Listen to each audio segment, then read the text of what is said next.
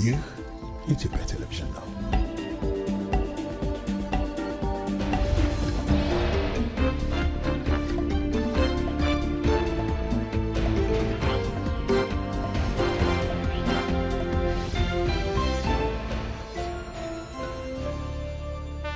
ሰላም እንዴት ቆያችሁ? የተወደዳችሁ ተመልካቾቻችን፣ ይህ የኢትዮጵያ ቴሌቪዥን ነው። የአጀንዳ ጉዳዮችን ጨምሮ የተለያዩ ዘገባዎችን የያዝንበት ዜና ኢትዮጵያ ምዕራፍ 2 ላይ ተገናኝተናል።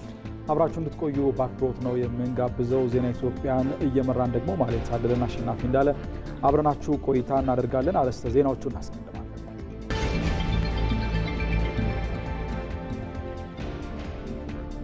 ጠቅላይ ሚኒስትር አብይ አህመድ የዩሪያ ማዳበሪያ ፋብሪካና የጎዴ ነዳጅ ማጣሪያ ፋብሪካን የመሰረት ድንጋይ አስቀመጡ።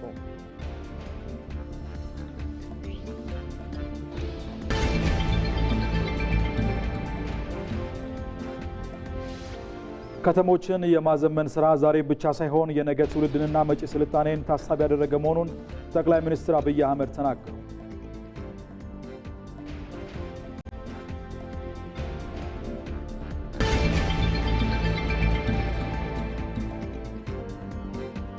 በሆራ ፍንፍኔና በሆራ አርሰዴ ለሚከበረው የኢሬቻ በዓል አስፈላጊው ቅድመ ዝግጅት መደረጉን የኦሮሚያ ክልል ባህልና ቱሪዝም ቢሮ ገለጸ።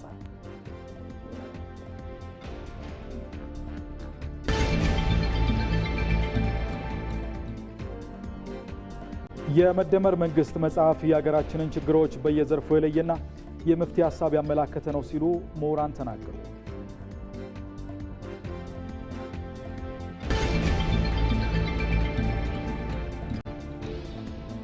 ከውጭ የአሜሪካ መንግስት ከፈረንጆቹ 2018 ወዲህ ለመጀመሪያ ጊዜ የዲሞክራት ግዛቶች ተቋማትን መዝጋቱን አስታወቀ።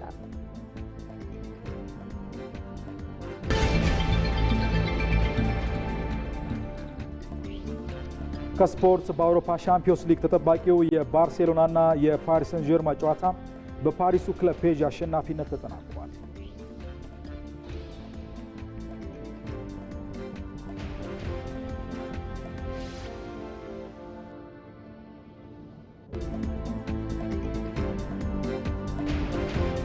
ተመልካቾቻችን በዜና ኢትዮጵያ ከዚህ ከዋናው ስቱዲዮ ከያዝናቸው ጉዳዮች በተጨማሪ በቀጥታ መስመር እንግዳ ጋብዘን እንዲሁም ሪፖርተሮቻችንም እየገቡ ተጨማሪ መረጃና ማብራሪያ እየጠየቅን ነው ቆይታ የምናደርገው። የሆራ አርሰዴና ሆራ ፊንፊኔ የኢሬቻ በዓልን በተመለከተ የኦሮሚያ ክልል ባህልና ቱሪዝም ቢሮ መግለጫ ሰጥቷል። ይህንኑ መግለጫ ስትከታተል የቆየችው ደግሞ ባልደረባችን ዛህራ መሐመድ ናት። ሙሉ መረጃውን ቆየት ብላ ታደርሰናለች። በሌላ በኩል ከዚሁ ጉዳይ ጋር በተገናኘ የቢሾፍቱ ከተማ የቱሪዝም ኮሚሽን ኃላፊ የሆኑትን አቶ ደጀኔ በጂሮን ጋብዘን ተጨማሪ ማብራሪያ እንጠይቃለን። በመጪው እሁድ በቢሾፍቱ የሚከበረውን የሆራ አርሰዴ ኢሬቻ በዓል በተመለከተ ያለውን የከተማ ዝግጅት ምን ይመስላል የሚለው ጉዳይ ላይ ተጨማሪ ማብራሪያ ይሰጡናል። ከዚሁ ጋር በተገናኘም እንዲሁ ባልደረባችን አቤል ሙሉጌታም ከቢሾፍቱ በቀጥታ መስመራችን ላይ ይገኛል። የከተማዋን ዝግጅት እንዲሁም ደግሞ ከተማዋ ላይ አሁን ያለው ድባብ ምን ይመስላል የሚለውን ተጨማሪ መረጃ የሚያጋራን ባልደረባችን ነው። በሌላ በኩል አባዲ ወይናይም እንዲሁ በቀጥታ መስመራችን ላይ አለ። የአየር ንብረት ለውጥ ላይ ያተኮረ ውይይት በፖሊሲ ጥናት ኢንስቲትዩት ተካሂዷል። እዚህ ጉዳይ ላይ ያተኮረውን መረጃውን ቆየት ብሎ የሚያደርሰን ይሆናል። በተጨማሪ ደግሞ ዓለም አቀፍ የኦክሲጂን ቀን እየተከበረ ነው። ይህንን ጉዳይ ደግሞ እየተከታተለ የሚገኘው ሞላ አለማየሁ ነው። እሱንም ወደ በኋላ የምናገኘው ነው የሚሆነው። ከሱ በተጨማሪ ደግሞ ባልደረባችን ኤዶም አለች። እሷም በተዘጋጀችበት ጉዳይ ላይ በኋላ ተጨማሪ መረጃዎችን ልታደርሰን የምናገኛት ነው የሚሆነው። ከሷ በተጨማሪ ደግሞ የምግብና ግብርና ባዮዲጂታል ቴክኖሎጂ ዙሪያ ውይይት እየተካሄደ ነው። ለዚህ ጉዳይ ደግሞ ባልደረባችን መሐመድ ራመቱን ወደ በኋላ የምናገኘው ነው የሚሆነው።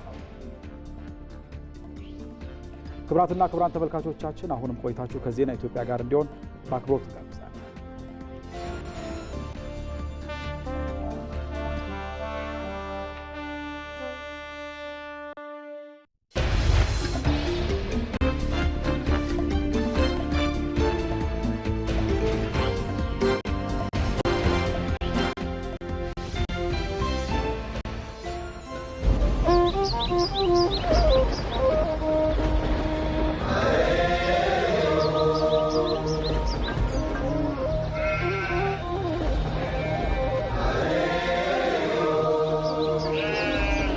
maatiin nagaa jenne waatiin nagaa jenne warri nagaa jenne biyyi nagaa jenne.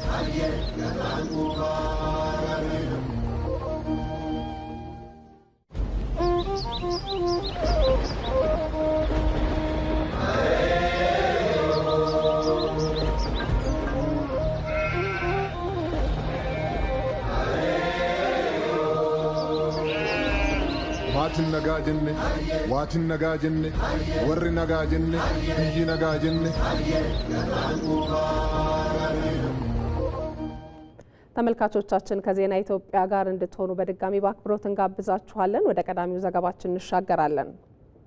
ዛሬ ለኢትዮጵያውያን ሁሉ የሚያኮራ ታሪካዊ ሁነት ተፈጽሟል ሲሉ ጠቅላይ ሚኒስትር አብይ አህመድ ገለጹ። ጠቅላይ ሚኒስትሩ የሁለት አሻጋሪ ፕሮጀክቶች የመሰረት ድንጋይን አስቀምጠናል ሲሉ በማህበራዊ ትስስር ገጻቸው ላይ አስፍረዋል። የኢትዮጵያ ኢንቨስትመንት ሆልዲንግ ከዳንጎቴ ግሩፕ ጋር በመተባበር የሚገነባው የዩሪያ ማዳበሪያ ፋብሪካና በጎልደን ኮንኮርድ ግሩፕ የሚገነባው የጎዴ ነዳጅ ማጣሪያ ፋብሪካን የመሰረት ድንጋይ አስቀምጠናል ብለዋል። የጎዴ ነዳጅ ማጣሪያ ከሂላል የነዳጅ ስፍራ ድፍድፍ ነዳጅ በማውጣት በማጣራትና በማጠራቀም በአመት 3.5 ሚሊዮን ቶን የማምረት አቅም አለው። በሌላ በኩልም የማዳበሪያ ፋብሪካው ከካሉብ የጋዝ ስፍራ በማውጣትና 108 ኪሎ ሜትር የማጓጓዣ ቱቦ በመጠቀም በአመት 3 ሚሊዮን ቶን አምርቶ ያቀርባል። እነዚህ ፕሮጀክቶች የኢንዱስትሪ እድገትን ከማሳየት በላይ መሆናቸውን ገልጸው እድሎቻችንን የመጠቀም ትብብሮችን የማጠናከርና ሰላምን የማጽናት የጋራ ኃላፊነታችንን የሚያሳዩ ናቸውም ብለዋል። ኢትዮጵያውያን ሁሉ በህብረትና በአንድነት ለእድገት መሰባሰባችንን አጠናክረን እንድንቀጥልም ጥሪ ያቀርባለሁ ብለዋል። ይህን ስናደርግ እውነተኛውን የኢትዮጵያዊ ማንነት መንፈስ በሚያከብር መንገድ በዓለም መድረክ የኢትዮጵያን ስፍራ ከፍ እናደርጋለን ሲሉ ጠቅላይ ሚኒስትር አብይ አህመድ ገልጸዋል። ተመልካቾቻችን ጠቅላይ ሚኒስትር አብይ አህመድና ቀዳማዊት እመቤት ዝናሽ ታያቸው ጅግጅጋ ከተማ ሲገቡ ደግሞ ደማቅ አቀባበል ነበር የተደረገላቸው። የነበራቸው ደማቅ አቀባበልና የተደረገላቸው ደማቅ አቀባበል ምን ይመስላል የሚለውን ደግሞ ከተከታዩ ተንቀሳቃሽ ምስል ተከታትለን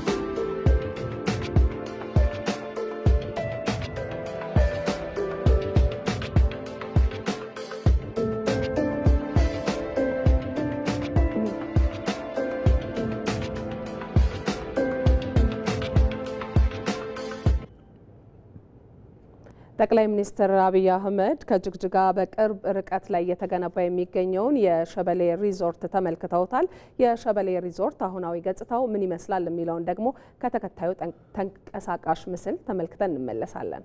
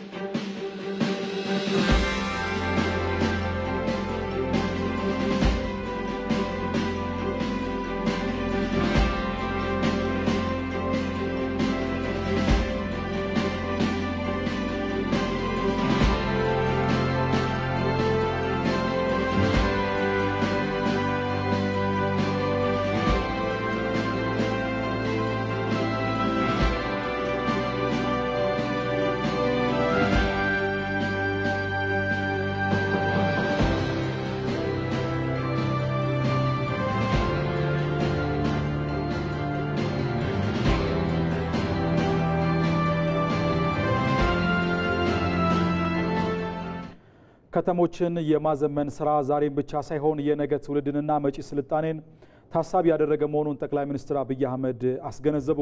ጠቅላይ ሚኒስትር አብይ አህመድ ከፌዴራልና ከክልል ከፍተኛ የስራ ኃላፊዎች ጋር በጅግጅጋ እየተከናወኑ ያሉ የልማት ስራዎችን ጎብኝተዋል። ብሩክ ተስፋዬ ተጨማሪ አለው።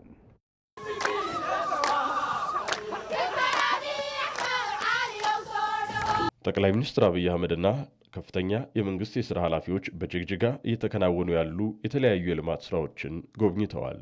የምስራቋ ፈርጥ ጅግጅጋ ገጽታዋን ከወትሮ የቀየሩ በረሃማዋን ከተማ ውበትን ያጎናጸፉ የጎብኚዎችን ቀልብ ሰቅዘው የሚይዙ በምሽት በብርሃን ያንቆጠቆጡ ለእግረኛውም ለአሽከርካሪውም ጽዳት ውበትና ጤናማ ያኗኗር ዘይቤን የሚያላብሱ የልማት ስራዎች እየተከናወኑባት ነው።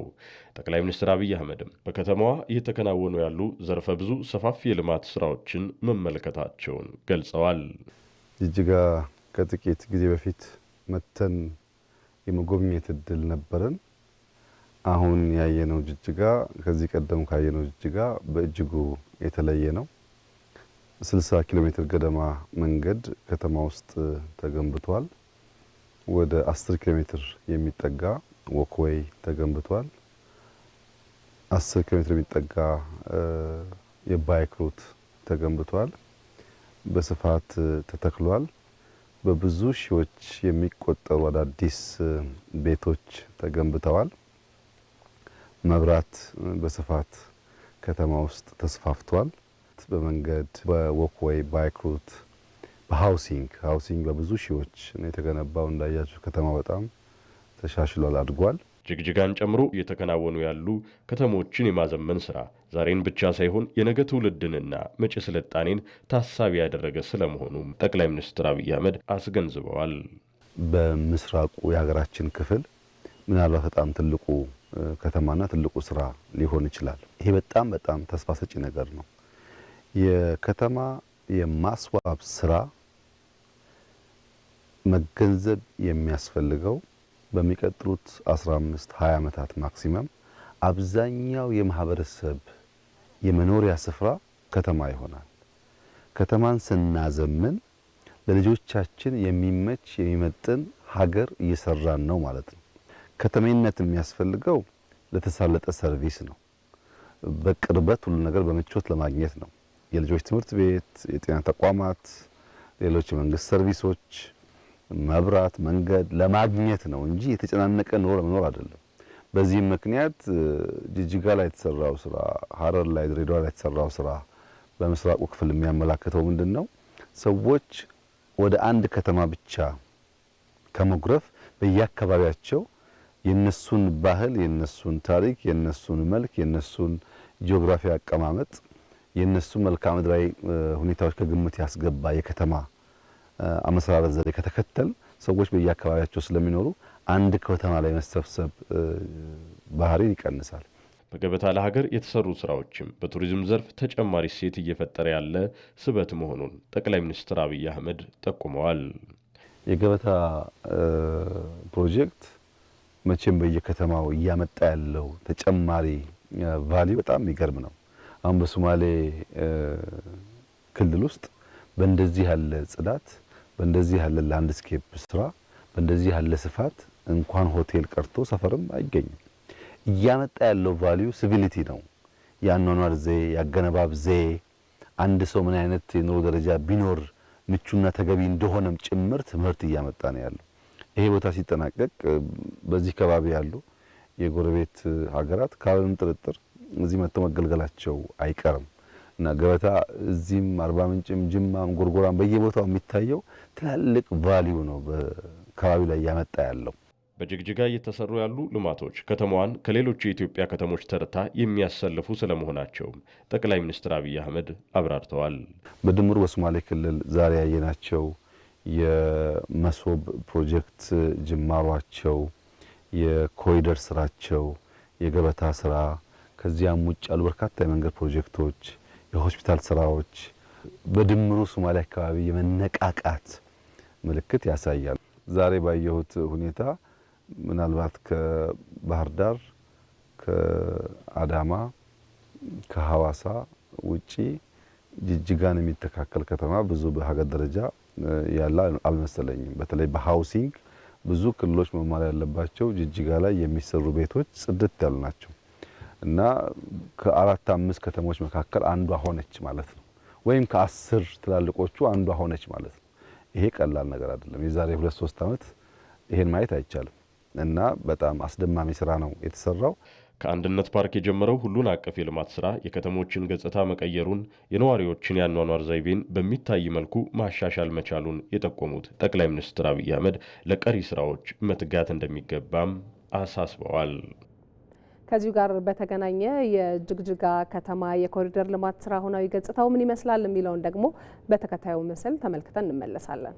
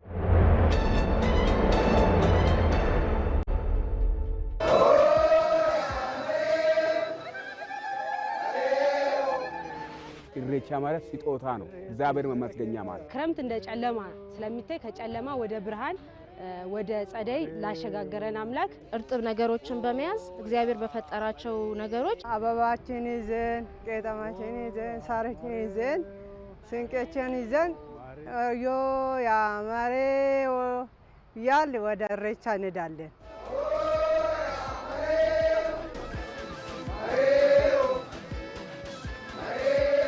ኢሬቻ ማለት ፍቅር ነው። ኢሬቻ ማለት አንድነት ነው። የተጣላ ሰው እዛን ቀን ይቅር ይባባላል። ኢሬቻ ማለት ሰላምን ነው፣ ፍቅርን ነው፣ አንድነትን ነው የሚገልጸው። የመደመር የአንድነት፣ የሰላም፣ የፍቅር ቦታ መገለጫ ነው።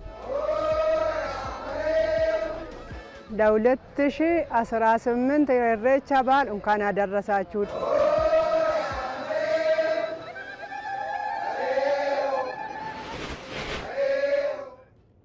ዜና ኢትዮጵያ በአጀንዳነት ወደሚመለከተው ጉዳይ አልፈናል። አጀንዳችን ደግሞ የኢሬቻ ክብረ በዓልን የተመለከተ ነው። መስከረም 25 በሆራ አርሰዲ የሚከበረውን የኢሬቻ በዓል በተመለከተ ደግሞ ተጨማሪ መረጃዎችን የሚያጋራን ባልደረባችንና እንዲሁም ደግሞ እንግዳለን ባልደረባችን አቤል ሙሉጌታ ነው። በተጨማሪ ሀሳብ ደግሞ እንዲያጋሩን የቢሾፍቱ ከተማ ቱሪዝም ኮሚሽን ኃላፊ አቶ ደጀኔ በጅሮንም እንዲሁ በቀጥታ መስመራችን ላይ ከቢሾፍቱ ያገኘናቸው ነው የሚገኘው። ባልደረባችን አቤል ሙሉጌታን እናስቀድመዋለን። መስከረም 25 በቢሾፍቱ ከተማ ለሚከበረው የኢሬቻ በዓል የተለያዩ ዝግጅቶች እየተደረጉ መሆኑን ቀደም ብለን አንስተናላችሁ ነበረ። በዚህ ጉዳይ ላይ ደግሞ ተጨማሪ መረጃ የሚሰጠን አቤል ሙሉጌታ ነው። አቤል እንደምን ውለሃል? እንደው በከተማው ያለው ድባብ ምን መልክ አለው? ምን ተመለከት? በዓሉ እንግዲህ ቀደም ብሎ ጀምሮ ነውና ድባቡ ያለው ምን መልክ አለው የሚለውን እስቲ አድርሰን አንተ። አመሰግናለሁ አሸናፊ። እንግዲህ ኢሬቻ በተለያዩ በረዥም ዘመናት ውስጥ የኦሮሞ ሕዝብ ሲያከብረው የነበረ ህዝባዊ በዓል ነውና በዚህም ሂደት ደግሞ በተለይ ከቅርብ ዓመታት ወደዚህ የበለጠ ድምቀቱ እየጨመረ ውበቱ እየጨመረ ህዝቡም በድምቀት በአንድነቱን አብሮነቱን ጠብቆ ተሰባስቦ የሚያከብረው በዓል እየሆነ ነው የሚገኘውና ይህ ደግሞ በተለይም ለሀገር ዘርፈ ብዙ ጠቀሜታዎችን ይዞ የመጣ ነገር እንዳለው ይታመናል። በተለይም ከኢኮኖሚ አንጻር ብንመለከተው በርካታ ተቋማት በዚህ ዘርፍ ውስጥ አገልግሎታቸውን ለማህበረሰቡ ያቀርባሉ። ይህም ሌላው ጥቅም ነውና በተለይም የቢሾፍቱ ከተማ ደግሞ ከዚህ ትሩፋት ውስጥ በትልቁ የምትቋደስ ከተማ ናት። ለዚህም የከተማው ማህበረሰብ የተለያዩ ዝግጅቶችን አድርጎ ለመመልከት ችለናል። አሁን ላይ የቢሾፍቱ ከተማ በከፍተኛ መነቃቃት ውስጥ ነው የምትገኘው። በተለይም በዚህ የሚገኘውን በሚሊዮኖች የሚቆጠር የክልሉ ህዝብ ብሎም ደግሞ ከመላው ኢትዮጵያም በዓሉን በአብሮነትና በጋራ ሊያከብሩ የሚመጡ ዜጎችን ለመንከባከብ ወይም ደግሞ አስፈላጊውን አገልግሎትም ለመስጠት ዝግጅቶች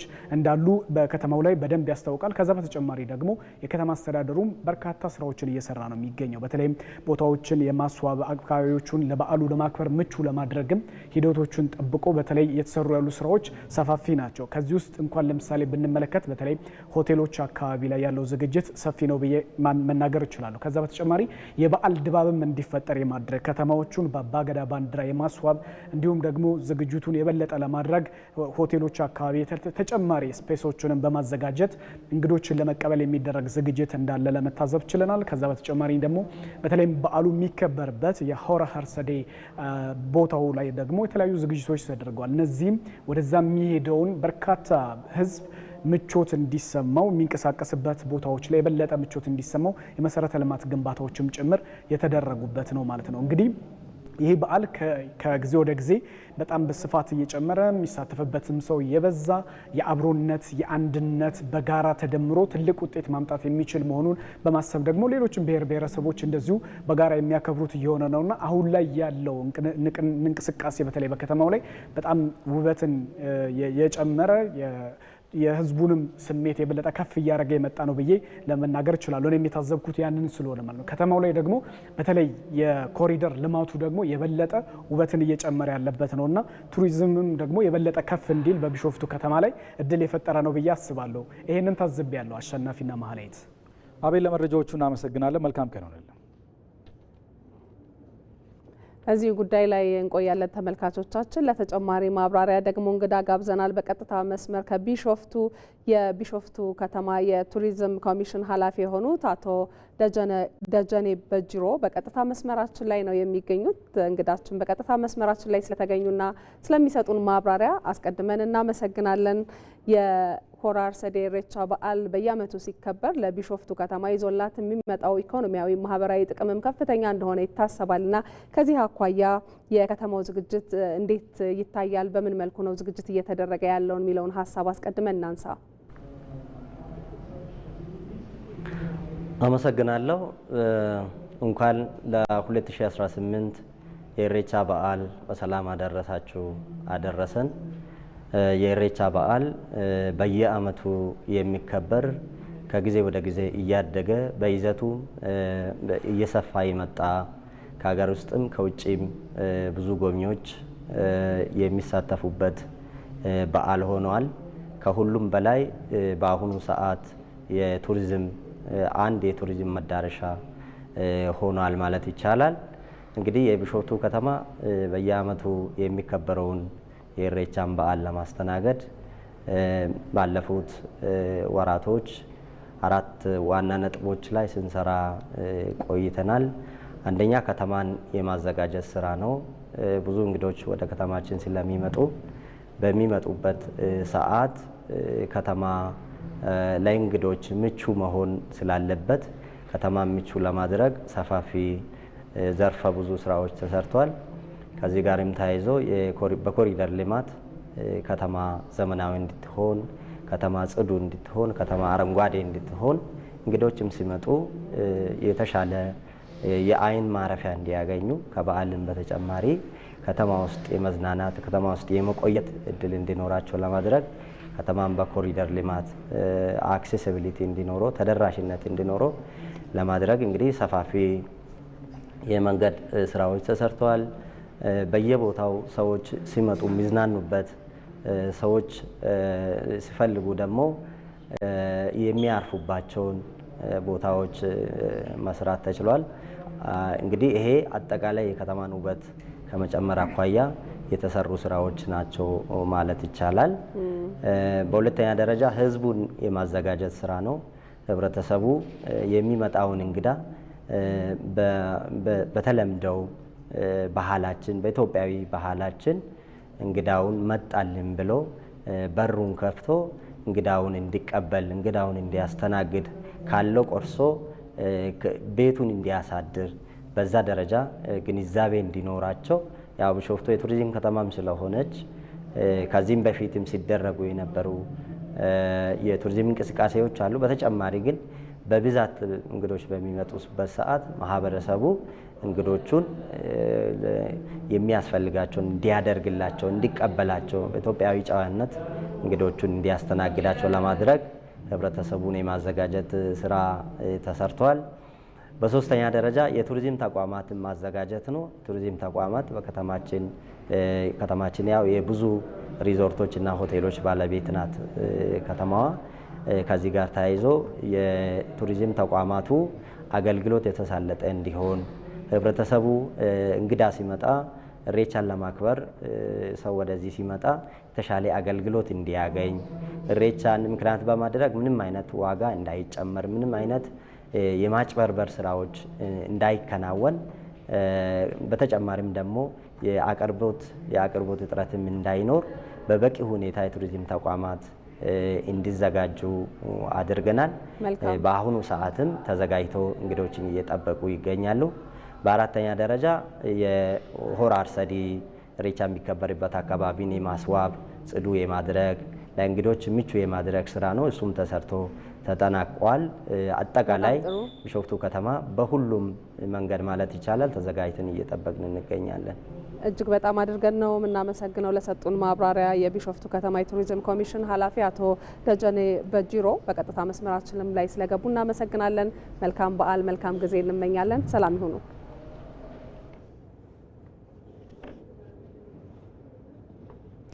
በሆራ ፊንፊኔና በሆራ አርሰዴ ለሚከበረው የኢሬቻ በዓል አስፈላጊው ቅድመ ዝግጅት መደረጉን የኦሮሚያ ክልል ባህልና ቱሪዝም ቢሮ ገለጸ። የኦሮሚያ ባህልና ቱሪዝም ቢሮ ኃላፊ ጀሚላ ሲምቢሩ በሰጡት መግለጫ በዓሉ ከፍተኛ ቁጥር ያለው ሕዝብ የሚሳተፍበት በመሆኑ ባህልና እሴቱን በማስተዋወቅ ለቱሪዝም ፍሰት የሚጨምር በመሆኑ በአግባቡ መጠቀም ያስፈልጋል ብለዋል።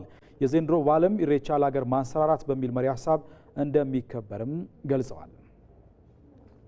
ይህን መግለጫ የተከታተለችው ባልደረባችን ዛራ መሐመድ በቀጥታ መስመራችን ላይ ነው የምትገኘው። ዛራ እንደምን ውለሻል? በሆራ ፊንፊኔና በሆራ አርሰዴ ለሚከበረው የኢሬቻ በዓል የተደረገው ቅድመ ዝግጅት ምን ይመስላል? በተለይ የአብሮነት እሴትን ከማጎልበትና ባህሉን ለሀገር ልማት ከመዋል አንጻርስ ምን መደረግ አለበት ተባለ የሚለው መረጃ አጋሪ ነው። አመሰግናለሁ አሸናፊ። እንግዲህ የፊታችን ቅዳሜና እሁድ በኦሮሞ ሕዝብ ዘንድ ትልቅ ቦታ የሚሰጠው የኢሬቻ በዓል ይከበራል። ከዚህ በዓል ጋር ተያይዞ እንግዲህ ዛሬ የኦሮሚያ ባህልና ቱሪዝም ቢሮ መግለጫ ሰጥቷል። በመግለጫውም በዋናነት እየተደረጉ ያሉ ቅድመ ዝግጅቶች ምን ይመስላሉ፣ በዓሉ ሲከበርስ እንዴት ማለፍ አለበት የሚሉ ጉዳዮች ላይ ትኩረት አድርጓል። በዚሁ መሰረት እንግዲህ በተለይ ከበዓሉ መከበር በፊት ሰሞኑን ማለት ነው የተለያዩ ባዛሮች፣ ኤግዚቢሽኖች፣ ኮንሰርቶች በማዘጋጀትና በየአካባቢው የባህል ትስስርን ከመፍጠር እንዲሁም ደግሞ የገበያ ትስስርን በመፍጠር በኩል በርካታ ስራዎች እየተሰሩ ቅድመ ዝግጅቶች እየተደረጉ እንደነበረ ነው የገለጹት። ሌላው እንግዲህ እንደ ኦሮሚያ ክልል በተለይ ደግሞ በሸገር ሲቲ በሁሉም መግቢያዎች ላይ የሚመጡ እንግዶችን ለመቀበል ህብረተሰቡን በማስተባበርም ጭምር በርካታ የቅድመ ዝግጅት ስራዎች እየተሰሩ እንዳሉ ነው የተገለጸው። ከዛ ባለፈ እንግዲህ እዚህ ሆራ ፊንፊኔና ሆራ አርሰዴ ላይ በዓሉ በሚከበርበት ወቅትም አባገዳዎችና ሀደ ሲንቄዎች ባስተላለፉት መልእክት መሰረት ወጉና ባህሉን በማክበር ቅድሚያ የሚሰጣቸውን ከፊት ለፊት አባገዳዎች ሀደ ሲንቄዎችን እና አቅመ ደካሞችን በማስቀደም የባህሉን ስነ ስርዓት በጠበቀ መልኩ እንዲከበር መልእክታቸውን አስተላልፈዋል። ከዛ ባለፈ እንግዲህ እዚህ አዲስ አበባ ላይ ተንቀሳቃሽ ክሊኒኮች፣ መጸዳጃ ቤቶችና መሰል አገልግሎቶችም ዝግጁ መደረጋቸውን ነው የገለጹት። እንደ አጠቃላይ ደግሞ በሀገር ደረጃ በተለይ ከኢትዮጵያ የተለያዩ ክልሎች ከኦሮሚያም እንዲሁ የተለያዩ እንግዶች የሚታደሙበት ከጎረቤት ኬንያ፣ ጅቡቲ፣ ሶማሊያም እንግዶች የሚመጡበት በዓል እንደመሆኑ መጠን የቱሪስት ፍሰትን ለመጨመር መጠቀም እንደሚገባ ከዛ ባለፈም ደግሞ ሆቴሎችና መሰል አገልግሎቶች ታዳሚዎች ስለሚጠቀሙ ለከተሞች የገቢ እድገትና ለሀገር ኢኮኖሚና ለልማት መዋል እንደሚገባ ነው በመግለጫቸው ያነሱት። ባለመረጃዎቹ እናመሰግናለን። መልካም ቀን ይሁንልሽ። ከኢሬቻ ቅድመ ዝግጅት አንስቶ እስከ በዓሉ መጠናቀቅ ድረስ የሀደ ሲንቄዎች ሚና የላቀ እንደሆነ ይገለጻል። ኢሬቻ ሀደ ሲንቄዎች ጎልተው የሚታዩበት በዓል ጭምር ነው። አሊ ደደፎ የኢሬቻንና የሀደ ሲንቄዎችን ትስስር የተመለከተ ዘገባ አሰናድቷል። እንከታተለው። የኢሬቻ በዓል ለፈጣሪ ምስጋና የሚቀርብበት የወንድማማችነትና የይቅርታ በዓል ነው። ለዘመናት በኦሮሞ ሕዝብ ዘንድ ሲከበር የቆየው በዓሉ በተለይ ከቅርብ ዓመታት ወዲህ ባህልና ወጉን ጠብቆ በድምቀት እየተከበረ ይገኛል። በበዓሉ የሴቶች ሚና ከፍ ያለ መሆኑን የሚገልጹት ሀደ ሲንቄዎቹ የእናትነት ክብር በአደባባይ የሚታይበት ነው ይላሉ። ወንዝ ስንወርድ እልል እያልን ከወንዶች ፊት ለፊት እየሄድን ልጆቻችንን አስቀድመን ከልጆቻችን እኛ ቀጥለን ወንዶች ትልቆች አባገዳዎች ከኋላችን ሆነው ወጣት እንደዛው ከኋላ ሆኖ ቅደም ተከተልን ጠብቀን እልል እያልን መልካ እንወርዳለን። ኢሬቻ የአንድ የኦሮሞ ክልል ሳይሆን የኦሮሞ አቀፍ ባህል ነው። ይሄ ባህል ከኛም አልፎ ተርፎ እንደ ኢትዮጵያ እየተሰራበት ነው። ኢትዮጵያ ብሔረሰቡ ተቀላቅሎታል። ከኢትዮጵያ አልፎ አገር ላይ በየሀገራቱ ላይ እየተሰራ ነው። በዓሉ ከመከበሩ አስቀድመው በሚያደርጉት ቅድመ ዝግጅቶች ሴቶች ቁልፍ ድርሻ እንዳላቸውም ጭምር ነው ሀደ ሲንቄዎቹ የሚያነሱ። ዝግጅቱ ያው አልባሳትን እየተገዛ ባህሉን፣ ወጉን፣ ስርዓቱን ለማዘጋጀት ዝግጅት ላይ ነን። በሰላም ጉዳይ ላይ በሀገር ጉዳይ ላይ የትም ቦታ ሀደ ሲንቄ እንደ ኢትዮጵያ እናት ናት። ሀደ ሲንቄ እንደ ኢትዮጵያ እናት ናት። በቃ እናት ናት። ለሁሉም ነገር ሁለገብ ናት። ለችግሩም፣ ለደህንነቱም፣ ለሰላሙ፣ ለሁሉም ነገር እንሰራለን ሀደ ሲንቄዎች። እኛ ሰላም ላይ ነው በብዛት የምንሰራው። ሰላም ካለች ነው ሀገሪቷ መኖር የምትችለው። ሰላም ካለ ነው ኢሬቻ ራሱ ማክበር የምንችለው።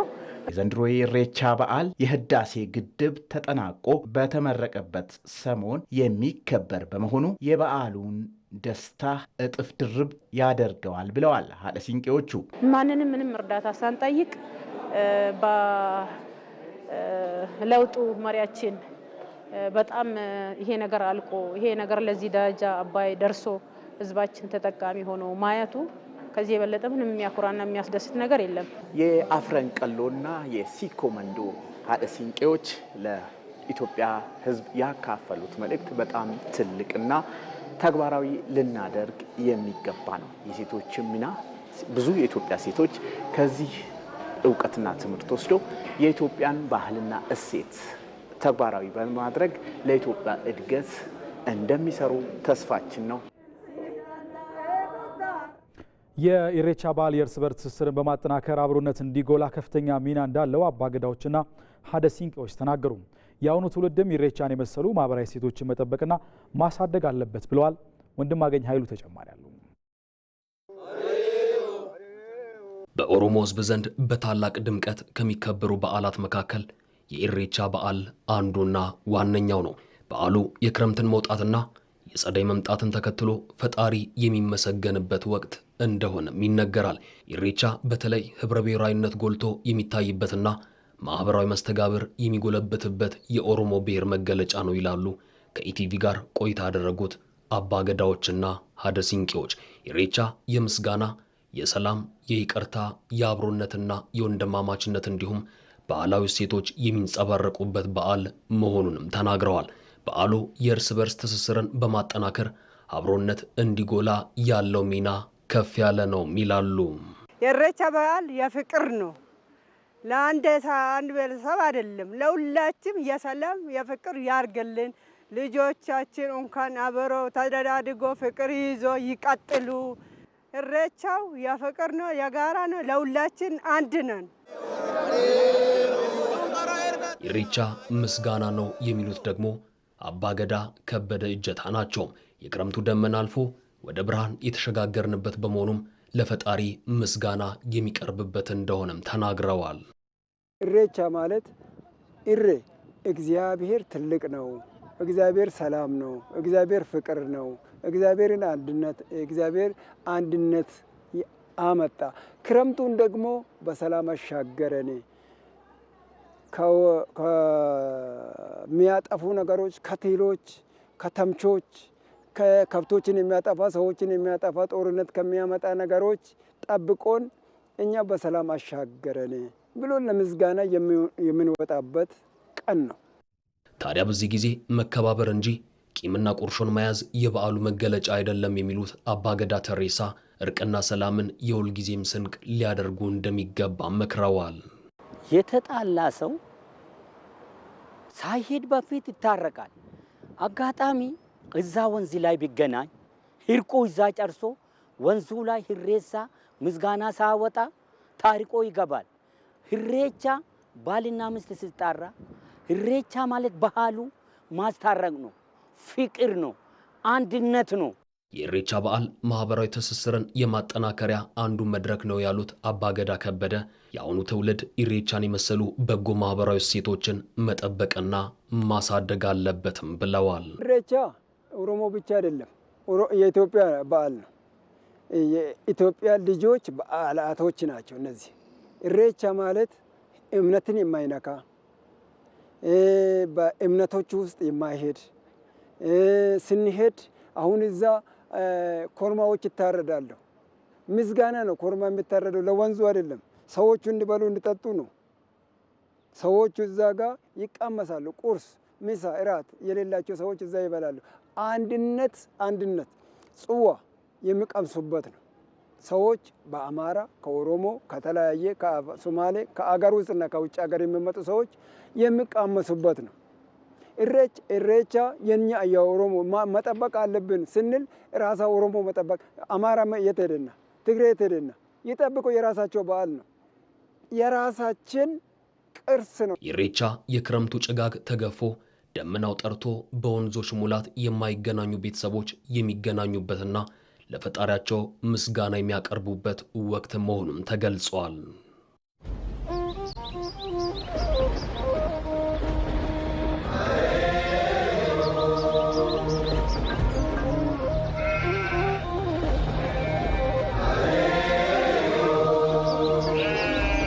Maatiin nagaa jenne, waatiin nagaa jenne, warri nagaa jenne, biyyi nagaa jenne.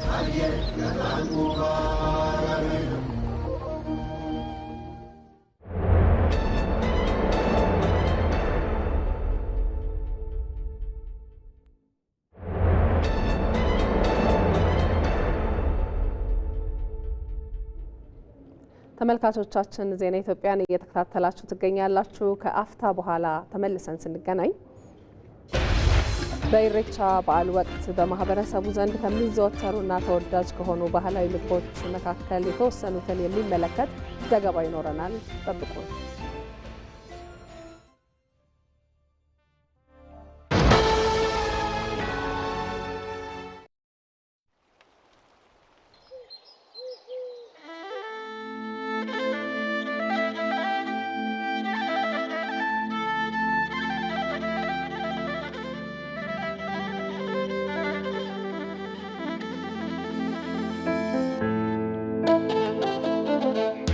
የተከልነው በልምላሜ አፍርቶ የዘራነው አሽቶ ያስቀመጥነው ተስፋ ብርሃን ጠርቶ ለአዲስ ዛሬ ለአዲስ ዘመን ምስጋናን ይዘን ብራ ዕለት መጣ፣ ብራ ቀን ወጣ። ተሰባሰብን፣ ወደ መጪው አለፍን፣ አብረን ተሻገርን። ምስጋና፣ ተስፋ፣ አብሮነት ዳበሰን። በለምለም ቀን በአዲስ ዓመት አደሰ።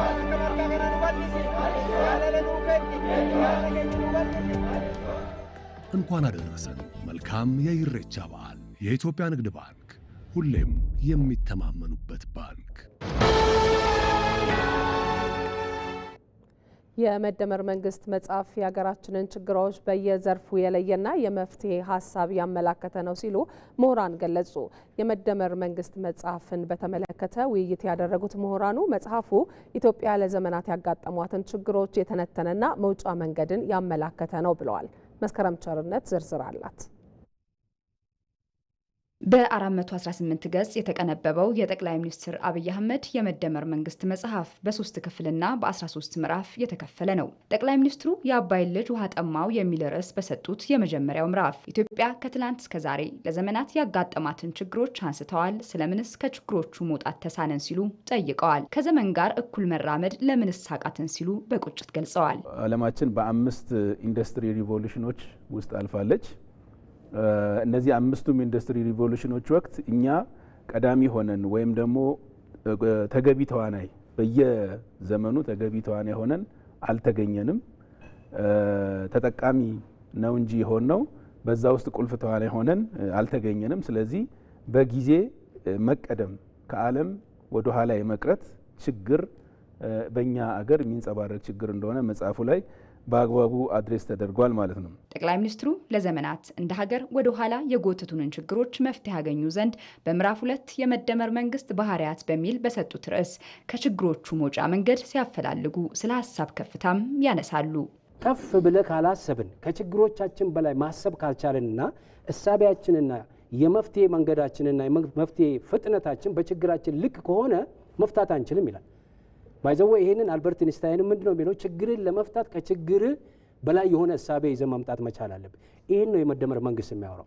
ከዘመን ጋር ለመራመድ በራስ እውቀት ባልተሄደበት መንገድ መጓዝ እንደሚያስፈልግ የሚጠቁመው መጽሐፉ ወደሚፈለገው ብልጽግና ለመሻገርም የራሱን መንገድ ይቀይሳል። የመደመር መንግስት ትልቁ እሳቤውና ሞቶ ምንድነው? ቱሪዝምን እንደ አዲሱ የእድገት ወይ ደግሞ ብልጽግና ወይ ደግሞ የልማት ምሰሶ መጠቀም የሚለውን ነውና ከነ አውሮፓ ከነ ኤሽያ ከነ ሰሜን አሜሪካ የነሱን ብቻ ማሞገስ ሳይሆን ኢትዮጵያችን የቱሪዝም ኢንዱስትሪ ከእንቅልፉ ሊነቃ ይገባል የሚለውን ነገር ነው እዚህ ጋር የሚያነሳ። ጠቅላይ ሚኒስትሩ የፖለቲካ ስክነት የሰመረ ኢኮኖሚ በሚል ርዕስ ውስጥም ባጋሩት ሀሳብ ለስልጣኔ ቁልፍ ስለሆነው የከተማ መዘመን ይህንን ብለዋል። ከተማ ስርዓት ያለው አንድነት ነው ይሉታል። ስርዓት ያለው አንድነት ማለት በጣም ሰዎች በጥግግት የሚኖሩበትን ሃይ ዴንሲቲ ያለው ከዛ እጅግ ስርዓት የሚያስፈልገው በስርዓት የሚመራ እና ያ ደግሞ ህብራዊ አንድነት ነው ብለው ይገልጹታል። እንደውም በተለየ ሁኔታ ገጽ 227 ላይ የቅይጥ ባህል መፍጠሪያ ማዕከላት ናቸው። የተለያዩ ማህበረሰቦች ህብራዊ አንድነት የሚፈጥሩበት ማዕከላት ናቸው። ስለዚህ ከተሞች አንድ እምነት፣ አንድ ባህል፣ አንድ ቋንቋ፣ አንድ ማንነት የሚንጸባረቅባቸው አይደሉም።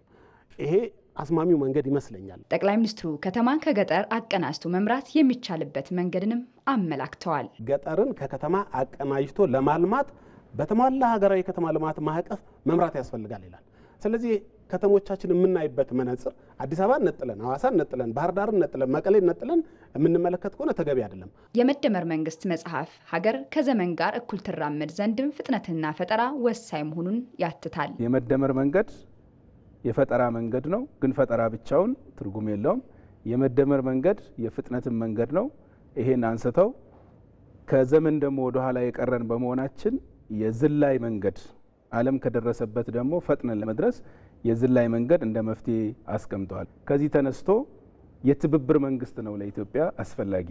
የግሉ ዘርፍም ሮል ያለው የመንግስትም ክሪቲካል የሆነ ሮል የሚይዘው የትብብር መንግስት ነው የሚለውን አስቀምጧል ማለት ነው። ከትላንት እስከ ዛሬ እንደ ሀገር እያጋጠሙ ያሉ ችግሮችን በመደመር መንግስት መጽሐፋቸው የተነተኑት ጠቅላይ ሚኒስትሩ ከችግሮቹ ለመውጣት መተባበርና ቅንጅት ቁልፍ መሳሪያ መሆኑንም አመላክተዋል።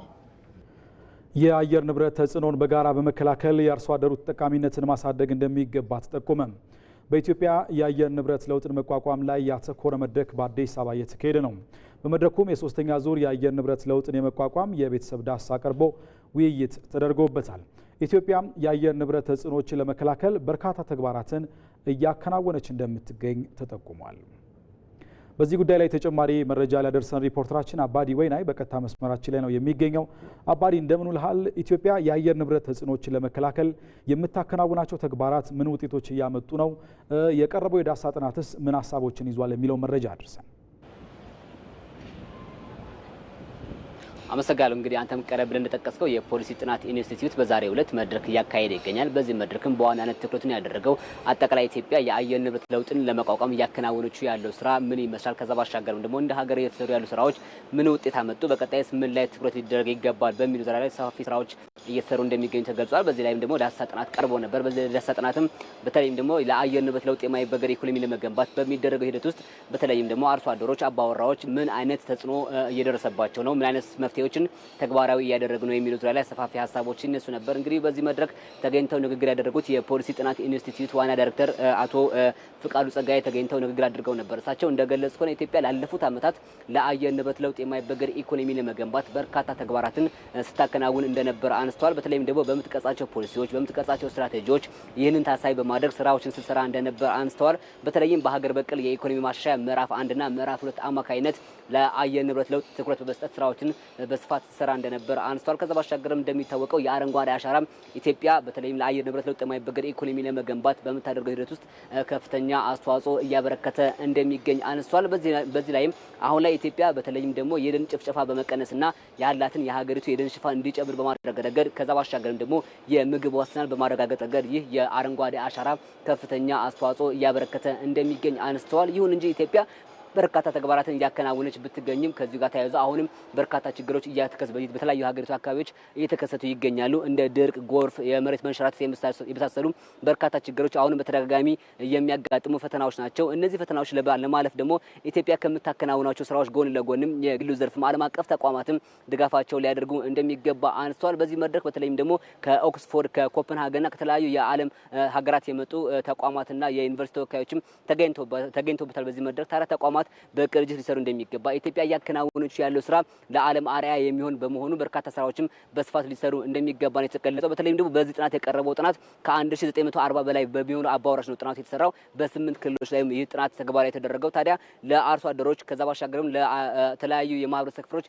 የሚቀርቡ የፈጠራ ስራዎች ሊጠናከሩ እንደሚገባ ከዛ ባሻገርም ደግሞ የሚደርሱ የጾታዎች እኩልነትን ማጥበብ እንደሚገባና በርካታ ስራዎች ሊሰሩ እንደሚገባ ነው የተገለጸው። ኢትዮጵያም እዚህ ላይ የምሰራው ስራ በቀጣይም አጠናክራ እንደምትቀጥል የተገለጸው በዛሬው መድረክ።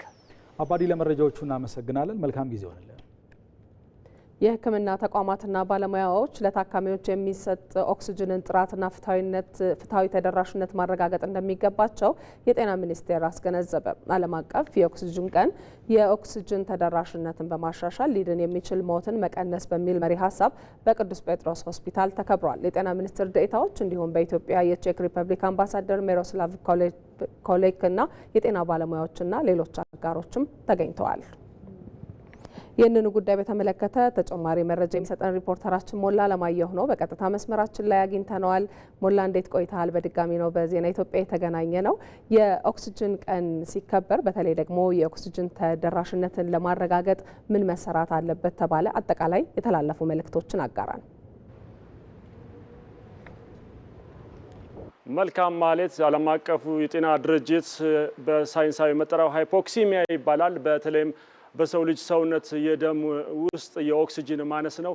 ይህ በሽታ ያለባቸው ሰዎች በተለይም ከትንፋሽና ከልብ ጋር የተያያዘ ችግር ይገጥማቸዋል። በአሁን መረጃዎች እንደሚያመለክቱትም በዓለም አቀፍ ደረጃ ከ9 ሚሊዮን በላይ ሰዎች በዚህ በሽታ የተነሳ የኦክሲጅንና ኦክሲጅን ሲሊንደሮች ድጋፍ ያስፈልጋቸዋል። ይህን ታሳቢ በማድረግ ነው በዓመት አንድ ጊዜ የኦክሲጅን ቀን የሚከበረው። ዘንድሮ ለ3ኛ ጊዜ ሲሆን የሚከበረው በኢትዮጵያ ደግሞ ለ2ኛ ጊዜ ነው። በኢትዮጵያ ቀኑን ምክንያት በማድረግ በቅዱስ ጴጥሮስ ስፔሻላይዝድ ሆስፒታል የጤና ሚኒስትር ዴኤታዎች ዶክተር ደረጀ ዱግማና ወይዘሮ ፍሬህይወት አበበ በተገኙበት እንዲሁም ሌሎች የጤና መሰረተ ልማት አጋዥ ተቋማትና ባለሙያዎች በተገኙበት ነው የተከበረው። በተለይም ደግሞ በኢትዮጵያ ከድህረ ኮቪድ-19 በኋላ የኦክሲጅን ተደራሽነትን ከማሳደግ አኳያ ሰፊ ስራዎች መሰራታቸውን ኃላፊዎቹ ተናግረዋል። በተለይም ከኮቪድ በፊት የነበሩ 5 የኦክሲጅን ፕላንቶች ነበሩ። በዚህም የተነሳ ከኮቪድ በኋላ አሁን ወደ 84 ማድረስ ተችሏል። ባለፉት 5 ዓመታት 15,000 የሚሆኑ የኦክሲጅን ተሸካሚ ሲሊንደሮችን በመላ ሀገሪቱ የጤና ተቋማት ላይ ተደራሽ ማድረግ መቻሉንም የጤና ሚኒስትር ዴኤታዎቹ ተናግረዋል። በተለይም የሕክምና ተቋማትና ባለሙያዎች አሁን ኦክሲጅን ለሚገባው ዓላማ እንዲውል ከማድረግ አኳያ በተለይም ለባለሙያዎች ለበሽተኞች የሚሰጠው የኦክሲጅን ድጋፍ ጥራቱን የጠበቀ እንዲሆን ከማድረግ አኳያ ቀጣይ የቤት ስራ መኖሩ ተመላክቷል። ባለሙያዎች ደግሞ እንዲሁም የጤና የኦክሲጅን ድጋፍ የሚያስፈልጋቸው የጤና ባለሙያዎችና በሽተኞች እንዳሉ ሁሉ ከዚህ ጋር የተያያዙ ፕላንቶችና የማምረቻዎች ያሉት አዲስ አበባና አዲስ አበባ ዙሪያ ስለሆነ በመላ ሀገሪቱ ተደራሽ ከማድረግ አኳያ ግን አሁንም ሰፊ ስራዎች እንደሚያስፈልጉ ተመላክቷል። የቅዱስ ጴጥሮስ ስፔሻላይዝድ ሆስፒታልም በተለይም ለ1 ቢሊዮን ብር በላይ ለዚህ በሚል ያወጣ ነበር ለግዢ ማለት ነው። የኦክሲጅን ፕላንትን ከማድረግ አንጻር ተደራሽ ከማድረግ አንጻር አሁን ቼክ ሪፐብሊክ መንግስት ድጋፍ አማካኝነት በዛው በግቢው ውስጥ የኦክሲጅን ፕላንት ተግባራዊ በማድረጉ በከፍተኛ የሆነ እስከ 60 በመቶ የሚሆነውን ወጪ መቀነስ መቻሉን የቅዱስ ጴጥሮስ ስፔሻላይዝድ ሆስፒታል ዋና ስራ አስኪያጅ ዶክተር አብርሃም እሸቱ ተናግረዋል። ይህም ለበሽተኞች ተደራሽ ከማድረግ አኳያ ከፍተኛ አስተዋጽኦ እንዳለው ተመላክቷል። የኦክሲጅን ቀን ሲከበር እንግዲህ የኦክሲጅን ሲሊንደሮች ተንቀሳቃሽ ከመሆን አንጻር ከፍተኛ የሆነ ቻሌንጆች እየገጠሙ ስለሆነ ኦክሲጅን አስፈላጊነቱን ግንዛቤ በመፍጠር አኳያ አጠቃቀሙን በጥንቃቄ ከማድረግ አኳያ ተደራሽና ፍትሐዊ ከማድረግ አኳያ ግንዛቤን ለማሳደግ ተብሎ የሚከበር ቀን ነው ዛሬ እየተከበረ ያለው የኦክሲጅን ቀን። ለአሁን ያለ መረጃ ይህን ይመስላል። እናመሰግናለን ሞላ ለመረጃ። መልካም ቀን። የምግብና ግብርና ባዮ ዲጂታል ቴክኖሎጂዎች ዙሪያ ያተኮረ የፓን አፍሪካ ስብሰባ በአዲስ አበባ እየተካሄደ ነው። አፍሪካም የዓለም 60 በመቶ ያልታረሰና ሊለማ የሚችል መሬት ቢኖራትም ከፍተኛ መጠን ያለው የምግብ ግብዓት ከሌሎች ሀገራት ትገዛለች። ይህንን ሁኔታ ለመቀየር በዲጂታል ቴክኖሎጂ የተደገፈ ፈጣን እርምጃ መውሰድ እንደሚያስፈልግ ተገልጿል። በዚህ ጉዳይ ላይ ተጨማሪ መረጃ ሊያደርሰን ሪፖርተራችን መሐመድ ራመቶ በቀጥታ መስመራችን ላይ ይገኛል። መሐመድ፣ በድጋሚ ተገናኝተናል። በስብሰባው የተነሱ ሀሳቦችና በኢትዮጵያ በኩል የቀረቡ ሀሳቦችን ብትነግረን። አመሰግናለሁ። እንግዲህ ይሄ የፓን አፍሪካ የምግብና የግብርና ጉባኤ እዚህ አዲስ አበባ ሲዘጋጅ የመጀመሪያው እንደሆነ ነው እየተነገረ ያለው። አዘጋጁም የፕላንና ልማት ሚኒስቴርና የምግብ ጥምረት የምግብ ሉዓላዊነት ጥምረት ከተሰኘ ድርጅት ጋር በመሆን ነው ያዘጋጁት። በዚህ ጉባኤም እንግዲህ በርካታ ከአፍሪካ ሀገራት የተወጣጡ የዘርፉ አካላት ተሳታፊዎች እየሆኑ ነው የሚገኙት። ጉባኤው እንግዲህ ለመጪዎቹ 2 ቀናትም ተጨማሪ እንደሚቆይ ተገልጿል። በዚህ ጉባኤ በዋናነት ጉባኤው የሚመክረው የምግብ ሉዓላዊነት ላይ ነው። እንደገና እንደ አጠቃላይ እንደ አፍሪካ የምግብ ስርዓት ዙሪያ ላይ ነው እየተወያዩ የሚገኙት። በዚህም እንግዲህ አፍሪካ 60 በመቶ በላይ ያህል የዓለም ለም ወይም ሊለማ የሚችል መሬት ያላት ሀገር ብትሆንም ምግብ እስካሁንም ድረስ እያስገባች እንደሆነ ነው የሚነገረው። ይህም እንግዲህ ትልቁ ችግር የቴክኖሎጂ አጠቃቀም ወይም ደግሞ ግብርናንም ራሱ ያለማዘመን ጉዳይ እንደሆነ ነው እየተነሳ ያለው። ስለዚህም ይህ ጉባኤ በዚህ ጉዳይ ላይ መክሮ አንድ እርምጃ እንደሚወስድ ወይም ደግሞ የማስተካከያ መፍትሄ እርምጃዎችን ለመውሰድ አማራጭ ሀሳቦችን እንደሚያቀርብም ይጠበቃል። እንግዲህ አፍሪካ በቴክኖሎጂ የተደገፈ የግብርና አመራረት ስርዓት ቢኖራት የምግብ ሉዓላዊነቷን ለማጠናከርና ለማስቀጠል እንደሚያግዛት ነው የተነገረው። በዚህ ዙሪያ እንግዲህ የተለያዩ ሀገራት ተሞክሮችም ቀርቧል። የኢትዮጵያም ተሞክሮ በፕላንና ልማት ሚኒስትር ዴኤታው ስዩም መኮንን በኩል ቀርቧል። በመክፈቻ ንግግራቸው ስለ ተሞክሮቹ አንስተዋል። ኢትዮጵያ የቴክኖሎጂ አብዮቱንም እንዲሁም ደግሞ የአየር ንብረት ለውጡን ሁኔታ እንዲሁ እያየች አይደለም፣ ከማየት ባለፈ ንቁ ተሳታፊ እያደረገች የበኩሏን ስራዎች እየሰራች እንደሆነ ነው የተነገረው። ከምግብ ሉዓላዊነት አንጻር የተጀመሩ ኢኒሼቲቮችንም አንስተዋል። ለአብነት ያህል የስንዴ ልማት ኢኒሼቲቭም እንዲሁም ደግሞ የሌማት ትሩፋቱም ስራ በስርዓተ ምግብም ዙሪያ ትልቅ ለውጥ እያመጣ እንደሆነ እንዲሁም ደግሞ በእነዚሁ እሴት ሰንሰለት ለበርካቶች የስራ እድል መፍጠር እንደተቻለም ተገልጿል ማለት ነው። ለጊዜው ያለኝ መረጃ ይህን ይመስላል። ማመር፣ ለመረጃዎቹ እናመሰግናለን። መልካም ጊዜ ሆነላ።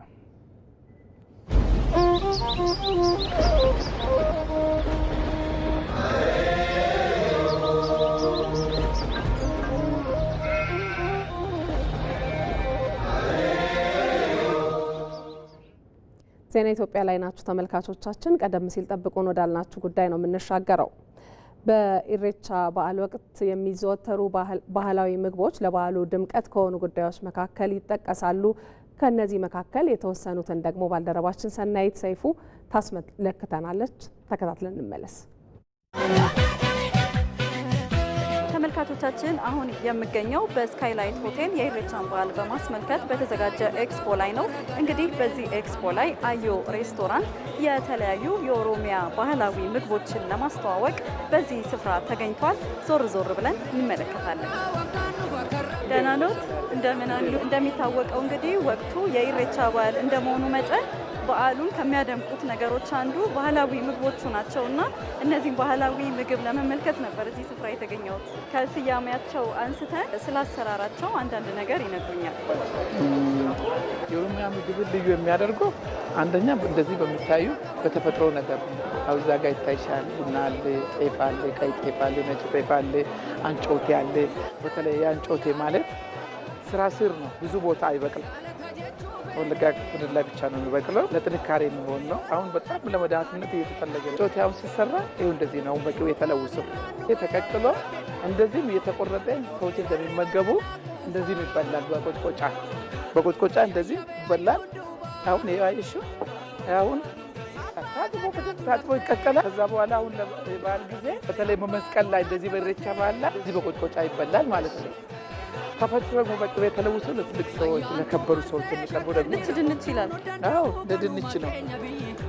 ይጣፍጣል በጣም። እንግዲህ ተመልካቾቻችን ይሄ ምግብ አንጮቴ ይባላል። ወለጋ አካባቢ ነው የሚዘወተረው። በቅቤ ተለውሶ በቅቤና በነጭ ሽንኩርት ብቻ ነው።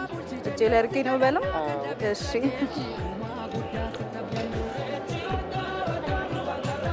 እንጀራ ይበላል። በጣም ነው የሚጣፍጠው። ይሄ ግርሴ ይባላል። ድሮ አባቶቻችን ሌሊት ተነስቶ አዳኝ የሚያውቁ ሰዎች ይሄዳሉ ወደ በረሃ። እነሱ ሲሄዱ እናቶቻችን በአገልግል አድርጎ ይህን ጋግሮ ነው የሚሸኘዋል። 10 ቀን 5 ቀን ውሃ እየጠጡ እንደ ስንቅ ማለት እንደ ስንቅ። ይሄ ጨጨብሳ ነው። የትም ቦታ ይሰራል።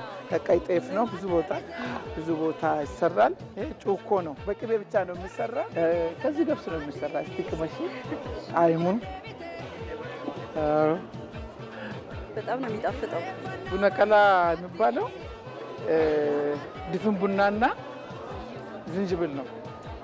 በቅቤ ብቻ ነው የሚቆላ። ዝንጅብሉ ተፈጭቶ ማለት ነው አይደለም፣ ተቆራርጦ እንደ ቡና ይታይሻል። አዎ እቺ አሁን ዝንጅብል ናት። በቃ እንደዚህ ተቆራርጦ እንደ ቡና በቅቤ ብቻ ነው የሚሰራ። አመት ባህል ሲሆን ሰው ልጁን ስድር ከከበረ እንግዳ ወደ ቤት ሲመጣ ለሁሉ ሰው አይሰጥም። ይሄ ቆሪ ነው። ቆሪ በቅቤ ነው የሚታሸው። ገብሱን እዛ ጋር አይተሻል። እሱም በቅቤ ማሽት ማለት ነው። ግን የእኛን ጉዳይ ለየት የሚያደርገው መሮ ይባላል። ይሄ መሮ ማለት የእሸት በቆሎ በጣም እሸት የሆነው ፈጭና በእንፋሎት በእንፋሎት ብቻ ይበስላል። የት ነው ይሄ የሚዘወተረው? ሁሉም ኦሮሚያ ክልል ላይ አለ። ቆንጆ ነው በጣም ጣዕሙ ደስ ይላል። ቀይ ጤፍም አለ መሮ የሚባለው። አሁን ይሄኛው ከቀይ ጤፍ ነው የተሰራ። ቀይ ጤፍ ነው የተሰራ። እዚህ ውስጥ አሁን ቅመሞች አሉ፣ ቅቤ አለ። ከሺ ይባላል። ቀይ እንጀራ ደርቆ ነው የሚጋገረው። ከዛ ቅቤ ይፈስበትና ይቆያል ትንሽ እስከሚረጋ። ለትልቅ ሰዎች ከወተት ጋር ይቀርባል። ይሄ ጩምቦ ነው። ጩምቦ ማለት በወለጋ ምድር ብቻ የሚሰራ ነው። በጣም ለእንግዶች ለበዓል። አሁን ግን በቢዝነስም ጩምቦ እያዘዙ ሰዎች ይበላሉ። ጥቁር ጤፍ ነው። በምጥምጣና በቅቤ ብቻ ይቀባል። ከዛ አይብ እያደረግን ነው። ታለሽ እንዴት ነው የሚሰራ? ተመልካቾቻችን እንግዲህ የተለያዩ ባህላዊ ምግቦችን ስያሜያቸውን ከነ አሰራራቸው እየተመለከትን ነው የምንገኘው። እነዚህ ምግቦች እንግዲህ አዮ ሬስቶራንት ነው የኢሬቻን በዓል በማስመልከት ለእይታ ያቀረባቸው። አሁን ደግሞ ጩምቦ የተባለን ምግብ እየተመለከትን ያለ ነው። በአይብና ቆጭቆጫ ቅቤ ይደረጋል። የኢሬቻ በዓል በመጣ ቁጥር ያዘጋጃሉ ማለት ነው እንደዚህ? ሌላ ግን እናዘጋጃለን። ይሄ ቅቤ አይቡ ነው። ብቁር ይባላል። ከቀይ ጤፍ የዳጉዛ በ3 ቀን ነው የሚጠጣ። ጌሾ የለውም፣ በብቅል ብቻ። ጠጅ ነው። ይኸው እዚህ ጋር እንደሚታያቸው መንቀል ይባላል። በእንደዚህ አይነት ነው። ትልቅ ነው። ምን ማለት ነው መንቀል ማለት? ጌጥ እንደማለት ነው። ይሄ ደግሞ ጌሾ የሚጨመርበት ጠላ ማለት ነው። ኖርማል ጠላ ነው። ጠላ ግን 2 አይነት ነው ያለ። ይሄ ኖርማል ጠላ ነው። ይሄንን ጠላ ደግሞ በማር የማር ጠላ ይባላል። ከተሰራ በኋላ ነው ማር የሚጨምረው። በጣም ደስ የሚል ድባብ ነው ያለው። የኢሬቻን በዓል በማስመልከት የተለያዩ ሰዎች እንግዲህ በዚህ ስፍራ ተገኝተዋል። ቡና ብጠጪ ደግሞ ደስ ይለኛል። እሺ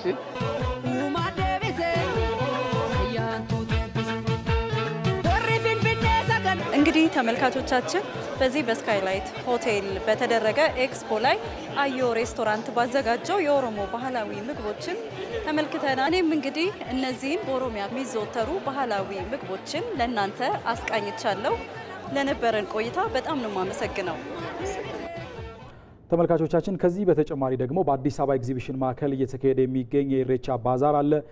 ይህንን ባዛር በርካታ ሕዝብ እየጎበኘው ይገኛል። ከተጀመረ 4ኛ ቀኑን በያዘው ባዛሩ የባህል አልባሳትና ጌጣጌጦች ግብይት እየተከናወነ ነው። ባዛሩን ስትጎበኝ የቆየችው ባልደረባችን ኤዶም አማረ ደግሞ ተጨማሪ መረጃ ልትሰጠን በቀጥታ መስመር ላይ ትገኛለች። ኤዶም፣ የባዛሩ አጠቃላይ ድባብ ምን መልክ አለው የሚለውን አድርሽ። አመሰግናለሁ። የምገኘው በኤግዚቢሽንና ባዛር ነው። በዚህ ኤግዚቢሽንና ባዛር ማዕከል ውስጥ እንግዲህ የኢሬቻ ኤክስፖ ከተከፈተ ዛሬ 4ኛ ቀኑን አስቆጥሯል። እንዳለፉት 4 ቀናትም ደማቅ ግብይት ሲከናወን እንደነበረ ያነጋገርኳቸው ነጋዴዎችም ነግረውኛል። በዚህ ኤክስፖ ላይ እንግዲህ የኦሮሞ አልባሳት፣ የኦሮሞ ጌጣጌጥ እንዲሁም የኦሮሞ ባህላዊ ምግቦች ቀርበዋል። ላለፉት 4 ቀናትም ጥሩ የሚባል ግብይት ሲከናወን እንደቆየም ያነጋገርኳቸው ነጋዴዎችም ሸማቾችም ነግረውኛል። እንግዲህ እዚህ ቦታ ላይ ከአምናው በተለየ ዲዛይን የቀረቡ የባህል አልባሳትም እንደተካተቱበት ነው የነገሩኝ ነጋዴዎቹ። እንደዚሁም ደግሞ ዋጋቸውም አነስተኛ የሚባል እንደሆነም እኔም በምልከታ ያረጋግጫለሁ። እንደዚሁም ደግሞ ከአልባሳት ከጌጣጌጥና ከምግብ በተጨማሪ የሰብልና የግብርና ምርቶችም በዚህ ኤክስፖ ላይ እንግዲህ ለግብይት ቀርበዋል። እነሱም እንደዚሁ እጅግ ባነሰ ዋጋ ነው እንግዲህ ለግብይት የቀረቡት። ሸማቹም የሚፈልገውን አይነት ምርት ሸምቶ እየወጣ ይገኛል። ያነጋገርኳቸው ሸማቾችም የሚፈልጉትን አይነት እቃ እዚህ ኤክስፖ ላይ በቅናሽ ዋጋ ማግኘት መቻላቸውን ነግረውኛል። ለሰዓቱ ያለኝ መረጃ ይሄንን ይመስላል። ኤዶም፣ ለመረጃዎቹ እናመሰግናለን። መልካም ጊዜ ይሆናልሽ። ወደ ውጭ ዘገባችን እንሻገር። የአሜሪካ መንግስት ከፈረንጆቹ 2018 ወዲህ ለመጀመሪያ ጊዜ የዲሞክራት ግዛቶችን ተቋማት መዝጋቱን አስታወቀ። የአሜሪካ መንግስት ለዲሞክራት ፓርቲ ግዛቶች የሚያደርገውን የገንዘብ ድጋፍ ማቋረጡን ተከትሎ የኢኮኖሚ ተጽዕኖዎች መስተዋላቸው ተሰምተዋል። ይህን ለማስተካከል በሚቀርቡ ረቂቆች ላይ ሁለቱ ፓርቲዎች ከስምምነት ላይ መድረስ እንዳልቻሉ ተገልጿል።